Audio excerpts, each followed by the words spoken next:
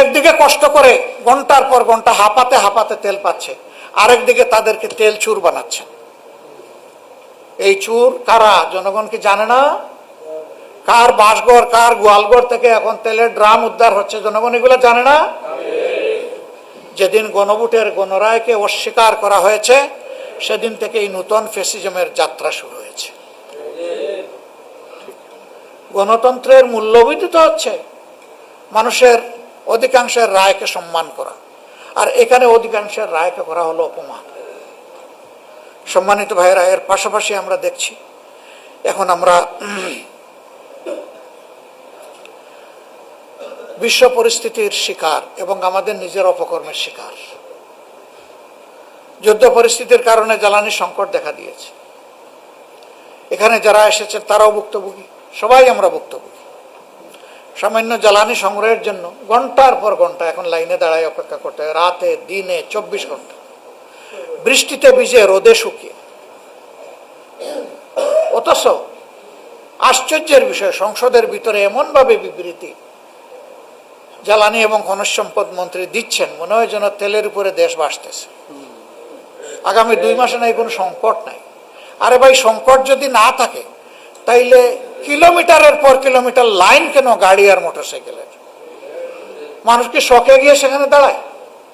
এখন নতুন বয়ান তৈরি করা হচ্ছে, কালকে থেকে দেখলাম যে আসলে তেলের সংকট নাই, তবে কিছু লোক বারবার তেল নিয়ে এটা মজুত করে চুরাই পথে বিক্রি করছে।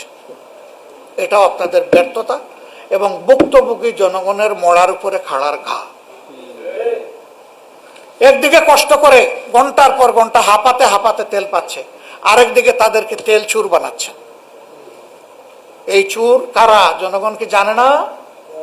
কার বাসঘর, কার গোয়ালঘর থেকে এখন তেলের ড্রাম উদ্ধার হচ্ছে, জনগণ এগুলো জানে না?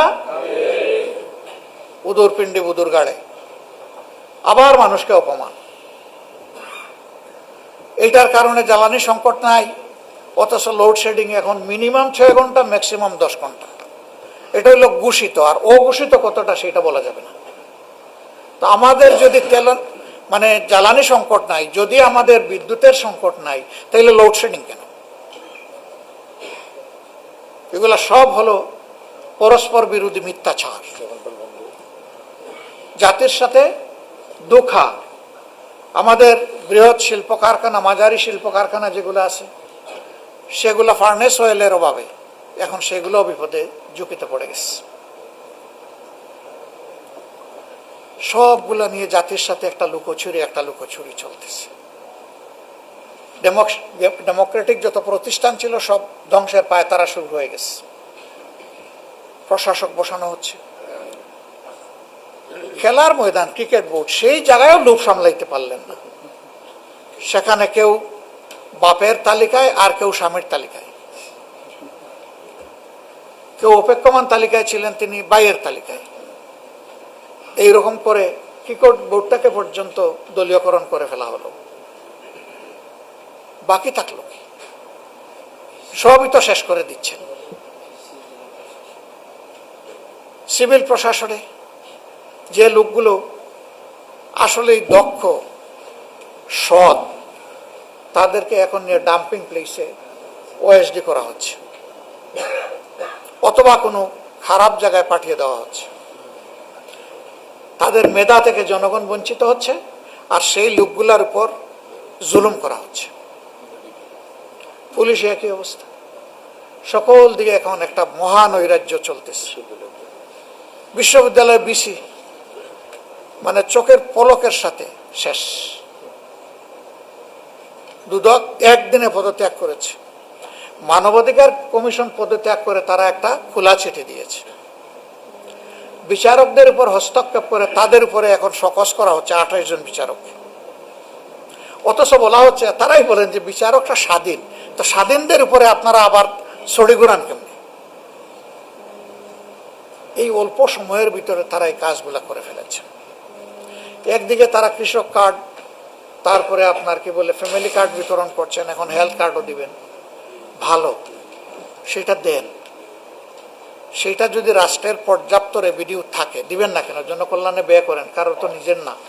সেখানে দলীয়করণ, আবার সেখানে গিয়ে অনেক অঘটন ইতিমধ্যে ঘটে গেছে, আপনারা দেখেছেন। এক বিধবা, তাকে কার্ড দেওয়ার কথা বলে তার জীবনটাই শেষ করে দেওয়া হয়েছে। একটা কেস এসেছে, বাকিটা হয়তো লজ্জায় মুখ বুজে আছে, জানি না এরকম হয়েছে কিনা, আল্লাহ ভালো জানেন। সেখানে আবার চাঁদাবাজি হচ্ছে এটাকে কেন্দ্র করে। আর চাঁদাবাজি আগের চাইতে রেট এখন দিন দিন সব সেক্টরে বাড়তেছে। অতিষ্ঠ জনগণ, দ্রব্যমূল্যের জাতাকলে পৃষ্ঠ, দুই কারণে, একটা জ্বালানি সংকটে পরিবহন খরচ, আর একটা হচ্ছে বাড়তি চাঁদার ছাপ। এই সবটুকু এসে সাধারণ জনগণের ঘাড়ে, খেটে খাওয়া মানুষের ঘাড়ে চাপতেছে। একটা সরকার জনগণের জন্য তার একটু দুঃখ দরদ দায় থাকবে না? এরকম চলে? কি করলেন আপনারা? অথচ আপনারা বলেছিলেন যে আপনারা দুর্নীতির টুটি চেপে ধরবেন। আমরা বুঝতে পারছি না কার টুট চেপে ধরা হয়েছে। হ্যাঁ, আমরা দুইটা জায়গায় টুটি চেপে ধরা দেখতে পাচ্ছি। একটা মিডিয়া,